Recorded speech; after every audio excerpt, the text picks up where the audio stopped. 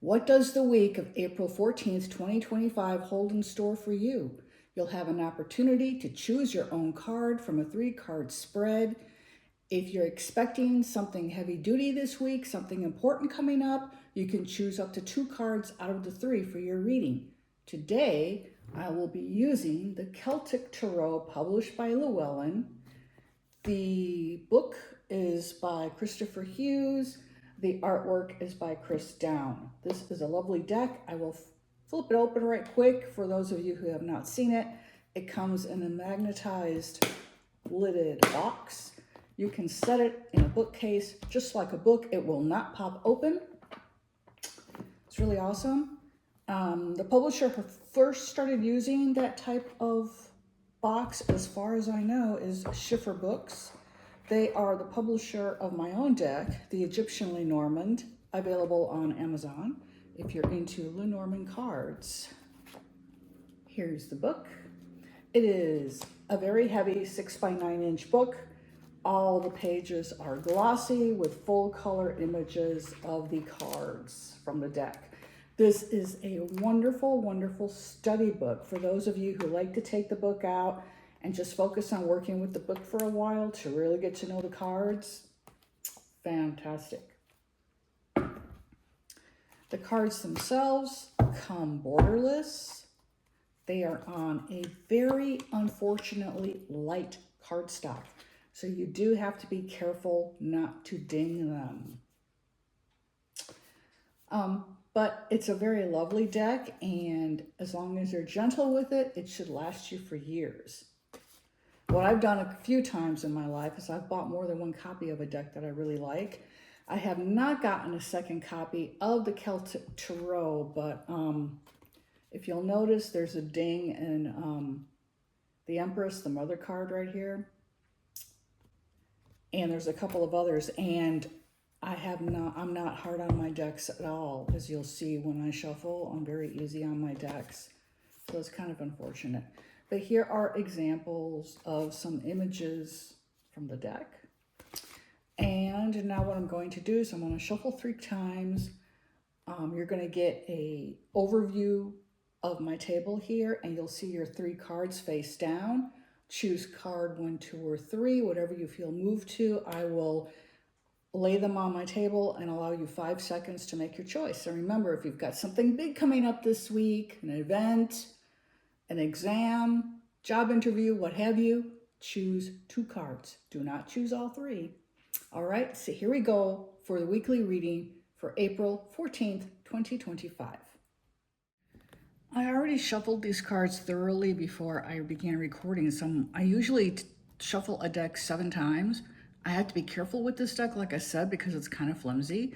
So for YouTube purposes, I am now shuffling it an additional 3 times only. But typically when I'm online, I do shuffle it the full 7 times. This is a reading for the collective with 3 cards. Here I go with the shuffle.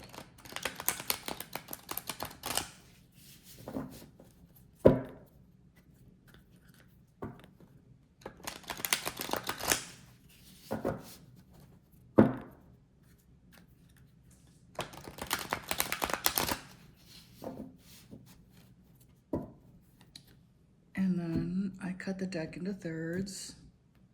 I reconstitute the deck by picking up the middle pile, the one to my right, and then the one to my left. And then for a 3-card reading, I will typically just cut the deck and draw the card from the bottom of the cut for the card of the reading. So here we go with card number 1. I will be holding the cards up to the camera so you get a really good view of the image. Here's card number 2. And card number 3. All right, the cards have been drawn. Now make your choice. Card 1, card 2, card 3. I'll give you 5 seconds to decide, starting now.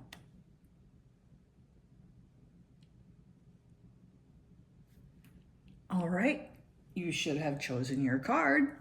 So we'll begin with card number 1, which is the Ace of Shields. The Ace of Shields is equivalent to the Ace of Pentacles. If you have a question about money, the Ace of Shields is one of the best cards you can receive. It is considered a money card in the tarot. The aces represent new beginnings and what area of life their suit rules over.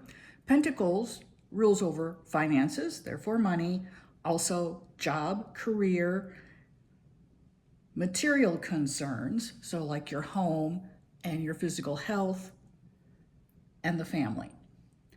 So the Ace of Pentacles, or Ace of Shields in this deck, is representing a new energy coming in with regards to your finances, work, career, home, family, sense of security, and it's a very positive indication that there's future growth coming in these areas or future improvements.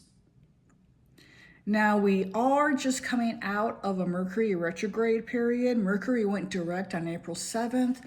For those of you unfamiliar with Mercury retrograde, this is when the planet Mercury appears to be moving backwards in its orbit. It really isn't. That's an optical illusion. But what happens is that the astrological energies of Mercury tends to go kind of off kilter. And Mercury rules over communication, travel, technology. And so we tend to experience more issues in those areas of our lives during a Mercury retrograde than typically at any other time of the year. We get 3 to 4 Mercury retrogrades a year. And that's usually a time where people can experience strife, miscommunications, arguments, mislaid paperwork, and this can adversely affect the workplace. So if this has been going on for you and you're thinking, oh, I'm just going to get out of here and find myself a new job, give it a couple more weeks to settle down. We're now in the Mercury retrograde shadow period. It takes 2 weeks after Mercury goes direct for the mercurial energies to settle back to what is normal. I apologize, that's a low line plane, and that's really, really low. It's kind of scary. Okay, it's gone. Jeez. Anyway, give it a couple of weeks. We're in the shadow period. It takes about 2 weeks for Mercury to get back into its regular rhythm. So we're looking at about April the 21st, where things start to be on the up and up. So give the situation a couple of weeks before you make any decisions, okay? But things should be improving regardless.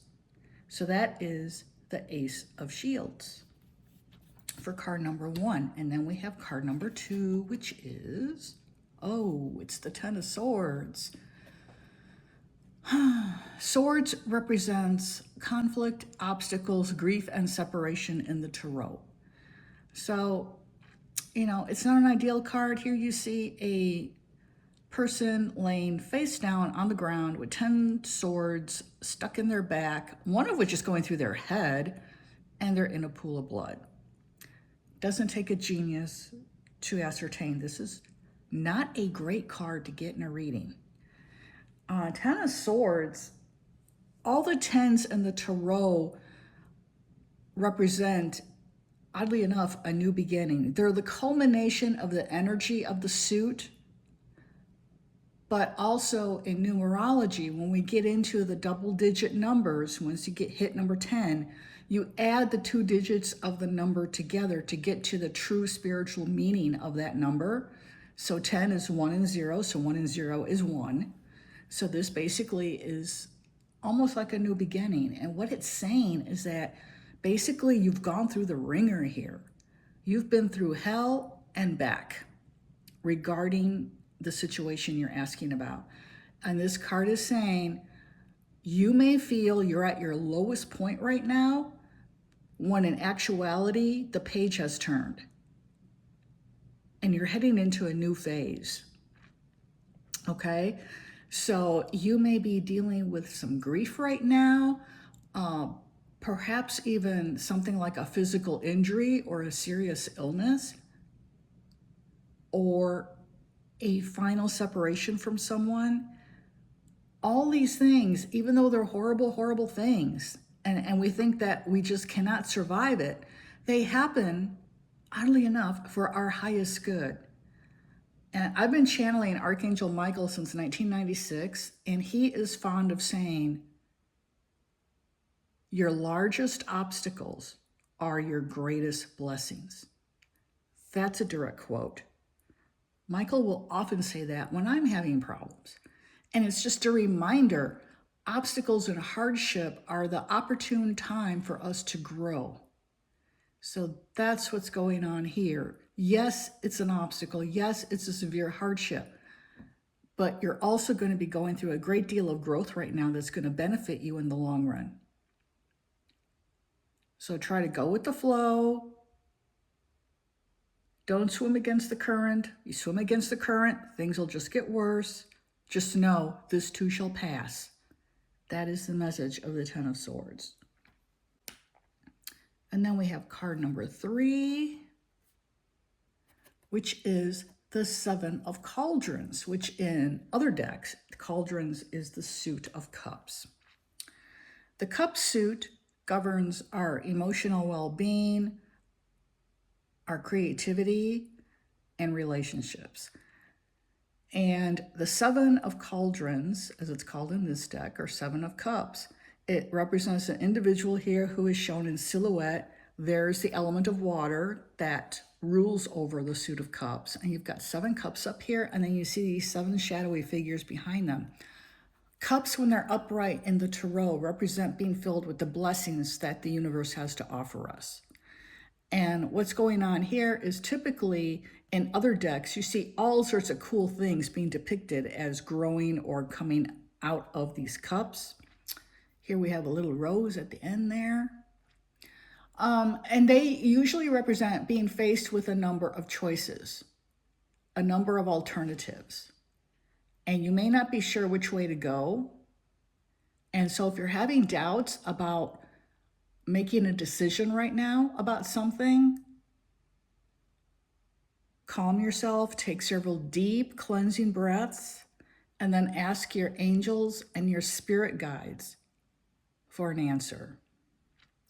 Our angels and our spirit guides are always around us. Everyone has at least one guardian angel. Most of us have more than one. And we have numerous guides around us at any given time.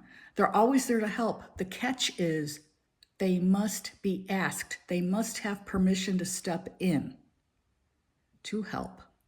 So by asking them for a sign, by asking them for an answer, which alternative is best for me, which is for my highest good, you're letting them loose to do their thing. And they do their thing wonderfully well.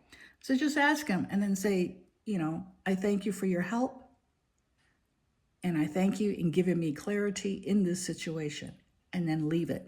And then just pay attention, because our spirit guides and our angels, they communicate with us during the day with signs, with little funny synchronicities, odd little coincidences that aren't really coincidences. And that's their way of communicating when we're awake. But they also come to us in our dreams, and they can be very specific in our dreams and come visit us and deliver important messages. And like my spirit guides, for instance, when they come to visit me, they'll often take the form of a celebrity I like. So I'm sure to pay attention to what they're telling me. And then I'll wake up in the morning going, oh, wow, I had this really cool dream about David Bowie. And he was talking about this, this, this, and this. And then I'll be like, that's a really good way to approach it. And then I'll realize, of course, it's not David Bowie, but it's one of my spirit guides. So, it's that type of dream that seems like a visitation. That's coming from your guides. It's coming from your angels. Pay close attention to those type of dreams. And just pay attention to your dreams in general, because they can communicate with you in symbols. And in the traditional tarot, these cups are filled with different symbols. So this card can very well represent the realm of dreams and the importance that our dreams has for us in our lives. So pay attention to your dreams, take notes, or get up and record into your phone, whatever works for you, and know that the answer's there. It's just up to us to decode it. All right, so this is the reading I see for the week of April 14th, 2025. Now, in taking them all together, I like to kind of wrap it up here and kind of give you a brief 3-card reading. So we have here, let me zoom in. We've got the Ace of Shields, 10 of Swords, and the 7 of Cauldrons. So the Ace of Shields is a new start in the area of finances, the family, physical well-being, work, career. It's of a positive nature. And this new start is coming as a major shot in the arm because a lot of people have recently gone through a great deal of turmoil here with the 10 of Swords. So the Ace of Swords has occurred in the past here to kind of help you through the present situation going on here, which is not too enjoyable at the moment. It's going to get better. And then we've got the 7 of Cups, and this is saying things will improve eventually so much that you're going to have a number of paths you can take to get through the situation or to get past it or to move into a new situation regarding what your question was or what your situation is that's going on with you right now. And that'll be the time when you'll have to ask your angels and your spirit guides for clarity on making this decision for your highest good. So this is what I'm seeing for the week of April 14th, 2025. This is Nefer of Magical Musings 1111. I ask that you please give this video a like and subscribe. Drop a comment. That helps to get my video out in front of new eyes, and I really appreciate that as I am trying to grow my channel. And if you'd like to see anything here on my channel, specific information about spiritual matters, ask me. I've been a spiritual practitioner since 1980. I've read a whole lot of books, and I know a lot of things, and I can help you shift through the quagmire that is out there.